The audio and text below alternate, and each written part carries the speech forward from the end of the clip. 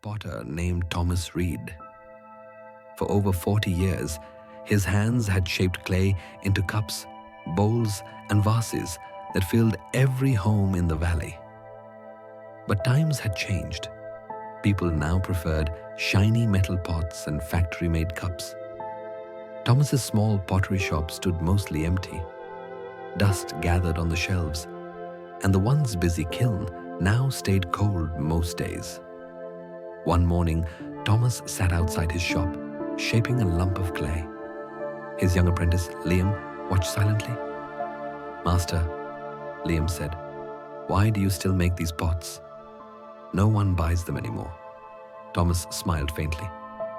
"Because clay still listens to me," he said, "even if no one else does." Liam frowned. "But what's the point if no one wants them?" "You could rest. You've done enough." The old potter looked at his trembling hands, wrinkled, scarred, yet steady. "The potter doesn't shape clay only to sell it, Liam. He shapes it to understand it. And himself." Liam didn't understand, but he stayed quiet. That evening, a strong wind blew through the village. Clouds gathered and rain began to fall. Slow at first, then heavy and wild. The storm raged all night. By morning, the village well had collapsed, and water was blocked by debris and fallen stones. Panic spread. The villagers depended on that well for everything. The mayor called for help, but no one knew how to rebuild it. The stones were heavy, the structure ancient.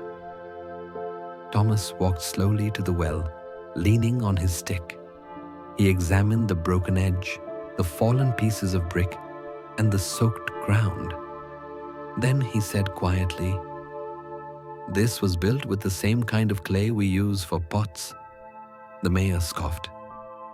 "What do you mean, Thomas?" "This is no time for your clay talk." But Thomas didn't argue. He went back to his workshop and started preparing clay, mixing, kneading, adding straw and water in the right balance.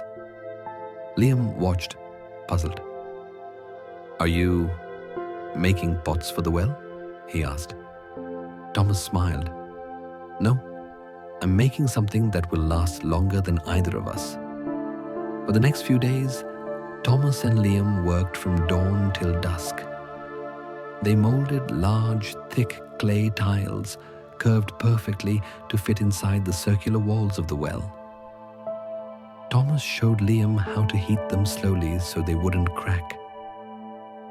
The villagers laughed when they saw him working. "Old Thomas is losing his mind," one said.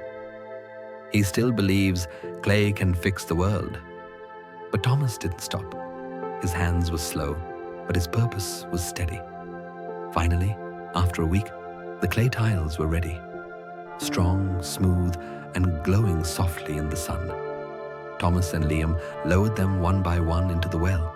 The pieces fit perfectly, locking together like a puzzle. The villagers gathered, watching silently now. By sunset, the last tile was placed. The well was rebuilt, stronger, cleaner, and beautiful. The water sparkled again under the fading light. The mayor was astonished. "Thomas, how did you know this would work?" Thomas wiped his hands and smiled. "Clay may look weak, but it becomes strongest when it faces fire." Just like people, Liam's eyes widened. He finally understood.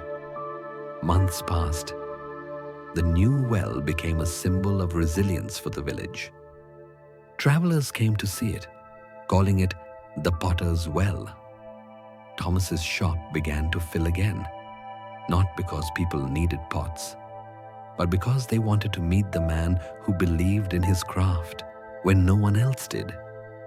One day, as Thomas and Liam sat outside, a group of children came running with clay in their hands. "Teach us, Master Thomas," they cried. "We want to make something too." Thomas laughed softly. "Then let the clay teach you patience first," he said, handing them each a small bowl. He looked at Liam and said quietly, "You see, Liam, the world may stop valuing your work, But if you keep doing it with love, one day it will find its purpose again. Liam nodded, his eyes shining. You were right, Master. The potter doesn't shape clay to sell it. He shapes it to understand himself. Thomas smiled, and sometimes to remind others of what patience can build. That night, Thomas sat alone in his shop. The glow of the kiln lit his face as he worked on one final piece, a clay lamp. He placed it by the window, where its warm light reached the road outside. Travelers who passed by saw that small glow and whispered, "That's the light of the man who taught a village to believe again." Moral of the story: true worth isn't decided by others' opinions. When the world stops recognizing your value, don't stop doing what you were born to do. Patience, passion, and purpose will always find their way back, just like the clay that becomes strongest after fire.